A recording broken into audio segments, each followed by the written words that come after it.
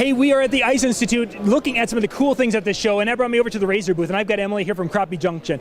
Emily, 40 volts of power to drill that hole. Tell us a little bit about this unit. This is actually my favorite unit in the whole booth. Really popular this year. We do have the synthetic flighting. That is brand new, so for people who are looking for that, that does help with that weight reduction. This does have some of those favorite features of the Razr Ice Auger. Those curved blades for that super smooth shave. We have that center point that allows you to set that auger down and drill a nice, smooth, straight hole, and a safe hole. But one of the reasons that I like this auger is due to this power head itself. Right off the bat, you have a light, which is a very fun feature. I like to set this on the ice in the evening. That light will cast a shadow across the ice. You will never leave your things behind because you see those shadows. Nice.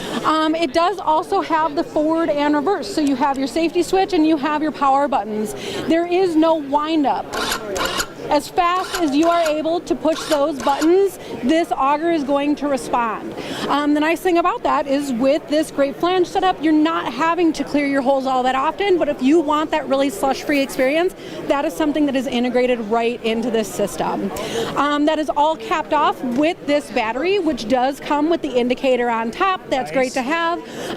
But the best thing about this unit is everyone has a 40 volt on the market, and that's awesome, but it is the amps of the battery that is the longevity and the power.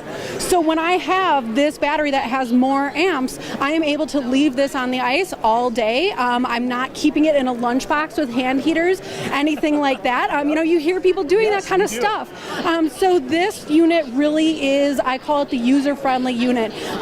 Very portable, but that user-friendly experience. So even if you're ice camping, it lasts me all weekend. Very nice. If people want to find out more information about this, where can they go to check it out?